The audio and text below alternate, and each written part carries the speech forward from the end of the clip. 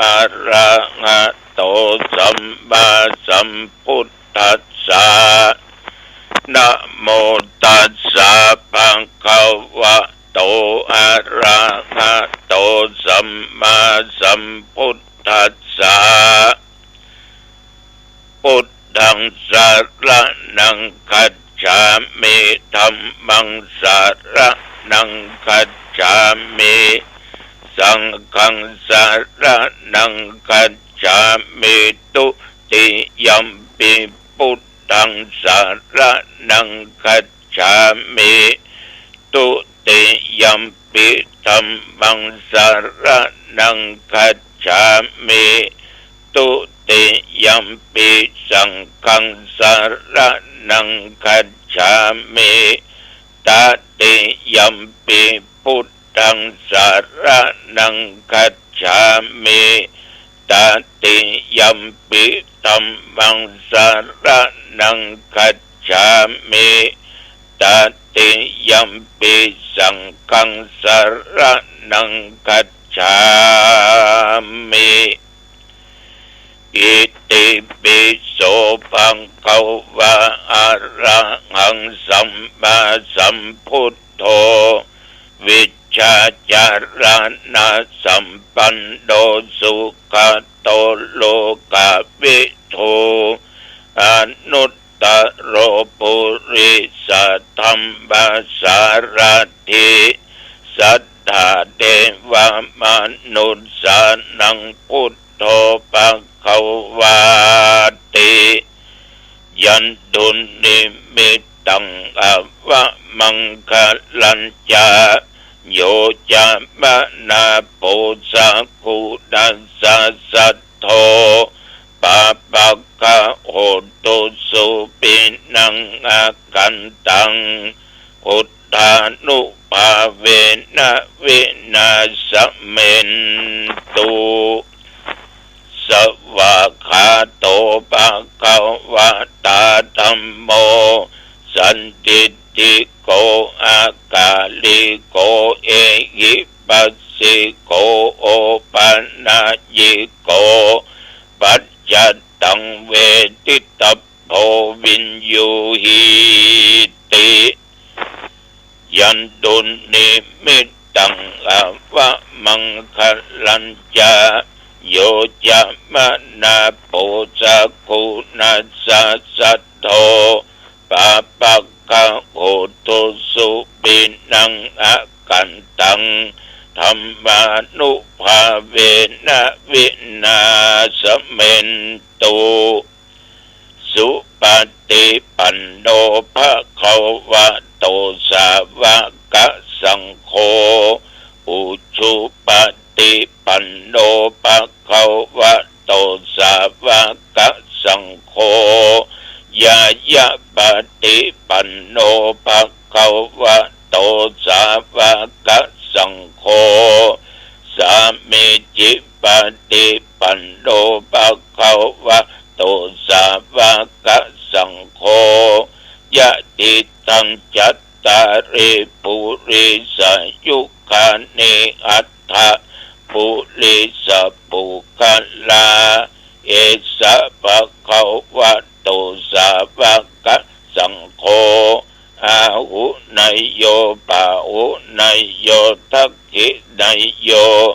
อัญชลีกระเนโยอนุตตรังปุญญเกตังโลกัสสาติยันตุนิมิตตังอวะมังคลัญจาโยจะมานาโพสะกุนัสสะสัทโธปะปะกะโหตุสุปินังอากันตังธัมมานุภาเวนะวินาศเมนตุยะโตหังภากินิอาลิยาญาชาติยาชาโตนาปิชานามิสันจิตจปานังชีวิตาบุโรเปตาเตนะสัจเจนะโสติเตโหตุโสติกัปปัสสะ โพชังโคสติสังฆาโตธัมมันังวิจัยโยตถาวิริยัมปิติปัสสัทธิโพชังคาจะตถาปะเรสัมมาตุเปกขโพชังคาสัตเตเตสัพพทักษินามุนินาสัมมาทัคขาตาภาเวตาภาหุลิกตาสังวัตตันติอภิญญายานิพพานายะจะโพธิยาเอเตนะสัจจวัชเชนะโสติเตโหตุสัพพทาเอกัสสะมิงสัมมะเยนะโทโมคันลานัญจกัสสะปังคิลาเนตุคิเตติสวาโพชังเคสัตตะเทสัญเยเตจะตังอภินันติโตวาโรกามุจจิงสุตังคะเนเอเตนะสัจจวัชเชนะโสติเตโหตุสัพพทาเอกตาธรรมราชาปิเกลัญเยนะปิปิริโตจุนดาติเรนะตัญเยวะพนาเปตวานะสาทารังสัมโมติโตวาจะอาปาทาตัมหาวุธาสิธานะโสเอเตนะสัจจวัชเชนะโสติเตโหตุสัพพทามะหินาเตจะอาปาทาตินนันนัมปิมะเยสินังมัคคาอัตตะกิเลสาวะปัตตานุปัตติตัมปะตังเอเตนะสัจจวัชเชนะโสติเตโหตุสัพพทาสัพพตัวพุทธรัตนังโอสัตตังอุตตมังวรังกิตังเทวมนุสสานังพุทธเตเชนะโสตินานัสสันตุปัตตวาสัพเพทุกขาวุปัสสมเมนตุเตสกัดตัวธรรมรัตนังโอสัตตังอุตตมังวรังปะลิราหูปัสสมนังธรรมเตเชนะโสตินานัสสันตุปัตตวาสัพเพพญาวุปัสสมเมนตุเตสกัดตัวสังฆรัตนังโอสัตตังอุตตมังวรังอาหุนยังปะหุนยังสังฆเตเชนะโสตินานัสสันตุปัตตวาสัพเพโรกาวุปัสสมเมนตุเตนัตติเมสารนังอัญญังพุทโธเมสรนังวารังเอเตนะสัจจวัชเชนะโหตุเตชะยะมังคะลังนัตติเมสรนังอัญญังธัมโมเมสรนังวารังเอเตนะสัจจวัชเชนะโหตุเตชะยะมังคะลังนัตถิเมสรนังอัญญังสังโฆเมสรนังวะลังเอเตนะสัจจวัชเชนะโหตุเตชะยะมังคะลังภวตุสัพพะมังคะลังรักขันตุสัพพเทวตาสัพพะพุทธานุภาเวนะสัทธาโสทิภวันตุเตภวตุสัพพะมังคะลังรักขันตุสัพพเทวตาสัพพะธัมมานุภาเวนะสัทธาโสทิภวันตุเตภวตุสัพพะมังคะลังรักขันตุสัพพเทวตาสัพพะสังฆ ฆานุภาเวนะสัทธาโสธีภวันตุเต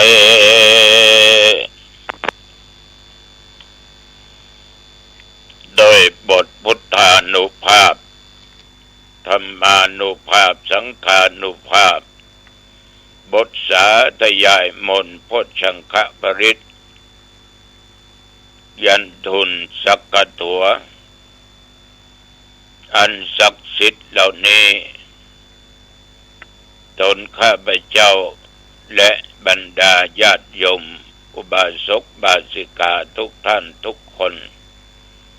แม้นว่าได้ตรงโรกาเปียธิเจ็บป่วยนักหนาเป็นโรคร้ายเกิดขึ้นในร่างกายทั้งในทั้งนอกหมอยุกหมอยากินยาก็บ่หายขอพุทธานุภาพธรรมานุภาพสังฆานุภาพ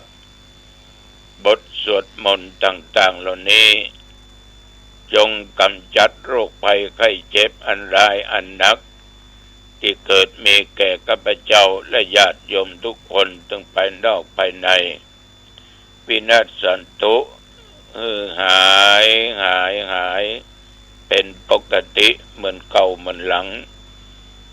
และขอมีสุขภาพกายและใจแข็งแรง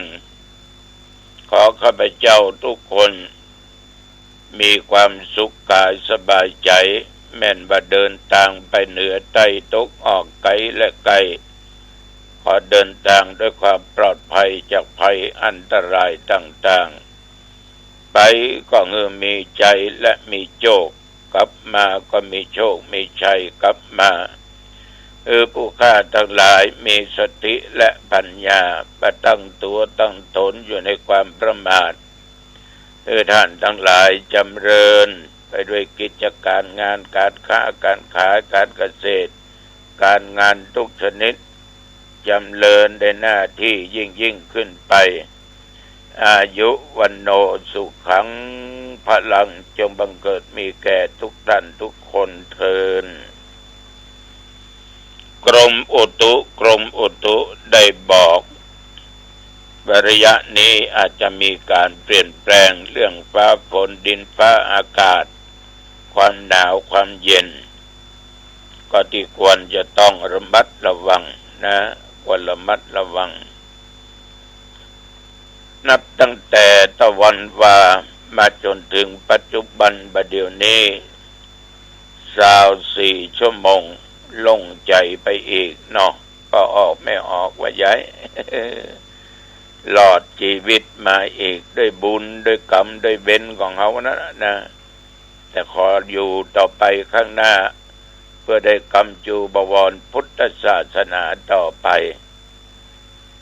แต่ว่านี้อาตมาภาพหลังจากฉันเจ้าแล้วก็เดินทางไปที่วัดดอยสปัญญูอำเภอแม่วางเพราะตะวันนี้มีการปิดและการเปิดการอบรมบาลีก่อนสอบปิดประโยค6 7 8 9ซึ่งอบรมมาได้เป็นเดือนปลายจัดนัก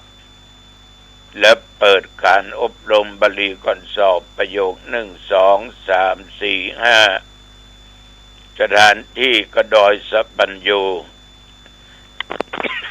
อำเภอแม่วาง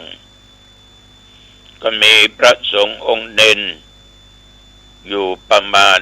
300 กว่านับถึงพระอาจารย์พระพี่เลี้ยง300 กว่าจัดนักจัดหลายสวานี้พระเดชพระคุณหลวงพ่อพระธรรมเสนาบดีเจ้าคณะภาค7เจ้าอาวาสวัดพระธาตุเจ้าดอยสุเทพเป็นประธานในการปิดเปิดในการอบบาลีก่อนสอบมีปริยนธรรม9 ประโยคก็นัก8 ประโยคก็หลาย7 ประโยคก็เยอะนอกนั้นประโยค5ประโยค6 1 2 3 4 5จะไปสิ้นสุดการอบรมเดือนกุมภาพันธ์ท่านผู้ฟังทั้งหลาย การอบรมบาลีก่อนสอบนั้นเป็นสิ่งที่สำคัญยิ่งเพราะภิกษุสามเณรได้เรียนภาษาบาลีภาษามคธถึงวันนี้ญาติโยมแม้แต่เราฟังธรรมเนื้อมหาชาติทำข้าวทำนิยายทำทานอาคนตายมาลัยโพธินิพพานสูตรนะโมก็เป็นภาษาของเปิ้นเอวัมเมสุตังเอกังสัมมายังภะคะวาสาวัตถิยังวิหารติเจตวันเนอนาถาปินดิกัสสะอารัมเมเนี่ยเป็นภาษามคธภาษาบาลีหมดญาติโยมทำทุกโภคที่เป็นธรรมแบบพื้นบ้านพื้นเมืองแม้แต่ธรรมหาชาตินะโมจบก็ยังมีภาษาเหล่านี้สัลลนามาเกนิยังปุตตะเสตังนะมัสสิโตธรรมวันจาสังขัญจานะเมตโตติเนี่ยเป็นภาษาหมดที่ปเนียนเพื่อจะแปลได้นะเพื่อจะแปลได้ฉะนั้นญาติโยมแม้แต่การปรยถาสัพพีก็ตามมันก็เป็นภาษาที่ตุเจ้าพระเนรเป็นศึกษามาแกะมาก้อนมาไกเปลี่ยนบาลีเป็นไทยไทยเป็นบาลีฉะนั้นการอบรมในครั้งนี้หรือทุกครั้งที่ผ่านมานั้นเพื่อยังภิกษุสงฆ์ทั้งหลายได้ตระหนักถึงภาษาคำสอนขององค์สมเด็จพระสัมมาสัมพุทธเจ้าแต่ว่าทุกสิ่งทุกอย่างนั้นมันก็ไม่ได้หมายความว่าคนเรียนจบสูงมาจะต้องทำอย่างนั้นต้องทำอย่างนี้ดีที่สุดที่พลาดพลั้งไปก็เยอะพลาดพลั้งไปก็หลายต้องอาศัยพระธรรมคำสอนของพระพุทธเจ้าอาศัยวินัยอันเป็นข้อห้ามฉะนั้นศรัทธาสาธุชนญาติโยมในระหว่างเดือนกว่าเนี่ยมันจะมีการถวายอาหารมื้อเช้ามื้อเพลน้ำปานะถึงวันญาติโยมถ้าใครมีศรัทธาอยากจะไปถวายน้ำปานะก็ไปถวายได้ตอนบ่ายนะไปถวายได้หรือตอนเย็นจะเป็นน้ำดื่มน้ำยังก็ได้นะไปถวายน้ำปานะแก่พระสงฆ์องค์เน้นเพื่อเป็นการเพิ่มพละคือกำลังจะได้มีความคิดจะได้มีความอ่านในทางดีๆไปถวายเป็นค่าอาหารบริจาคเท่าใดก็ได้เพราะโรงครัวเปิ้นนี่น้ำก็เช่นเดียวกันมอบที่โรงครัวณที่วัดดอยสะพันอยู่เพื่อไม่บางนี่ล่องคันคลองมาก็เดจะไปถึงตึงสี่แยกใหญ่ๆเลี้ยวขวาไปถึงโรงเรียนบ้านกาดเลี้ยวขวาเข้าไปผ่านโรงเรียนบ้านกาดพดว่าดอยสะพันอยู่ปะทางเข้าเลี้ยวขวาไปถึงวัดฉะนั้นญาติโยมก็ถึงวันนี้ก็แบ่งตารางกันคือคณะสงฆ์แต่ละอำเภอรับผิดชอบอย่างอำเภอหางดงกับอำเภอสระปีรับเลี้ยงอาหารมื้อเพลน้ำปานะกันในวันที่25เดือนมกราคมเนี้ยนะวันที่25ที่จะถึงเนี้ยก็เป็นเจ้าภาพหางดงก็มอบตำบลบ้านแหวะตำบลหนองแก้ววัดสลีสุพรรณแล้วก็มอบวัดเดชดำรงบ้านกาดตำบลขุนพงรับผิดชอบทำอาหารไปตำบลละ2 อย่าง 3 อย่างมีอยู่7-80 โต๊ะเนอะ7-80 โต๊ะเพราะนั่งนั้นตุเจ้าพระเนรนั่งโต๊ะละ5 ตน 6 ตนบ่เกิน 5-6 ตนนะนี่ก็จึงขอแจ้งและเจริญพรญาติโยม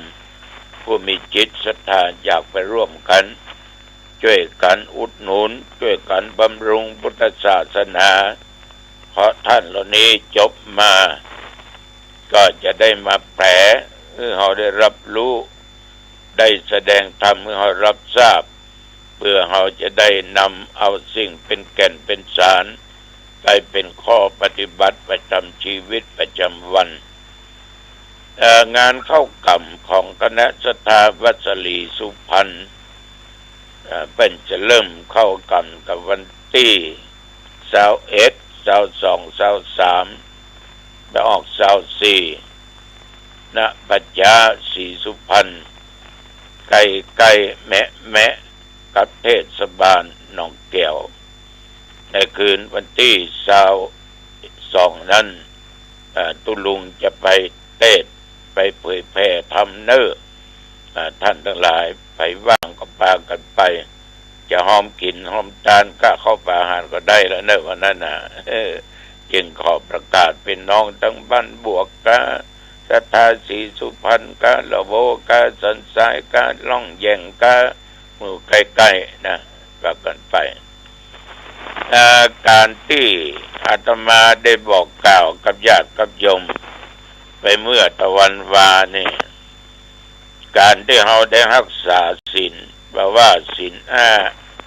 หรืออุโบสถศีลนั้นทุกอย่างนั้นญาติโยมย่อมมีผลในทางดีต่อบุคละหญิงชายทั้งหลายที่ตั้งอกตั้งใจรักษาศีลน่าจะเป็นศีล5ดังที่กล่าวหรือบางอันอุโบสถศีลย่อมจะได้เกิดอานิสงส์หลายอย่างหลายประการด้วยกันซึ่งธรรมภาพได้นำมามาจาแก่พ่อออกแม่ออกญาติโยมได้รับฟังกันไปเป็นบางข้อถ้าเราตั้งใจจริงๆเนี่ยญาติโยม มันย่อมได้รับอานิสงส์นอนหลับก็เป็นสุขตื่นมันก็เป็นสุขนอนหลับก็บ่ฝันหายมีแต่ฝันดีคนที่มีศีลนั้นมีธรรมนั่นจะมีชื่อมีเสียงเล่าลือไปทั่วทุกสารทิศคนมีศีลมีธรรมจะเป็นคนที่มีเมตตาเป็นคนใจบุญสุนทานเหมือนพ่อออกแม่ออกหลายท่านและคนมีศีลมีธรรมนี่ญาติโยม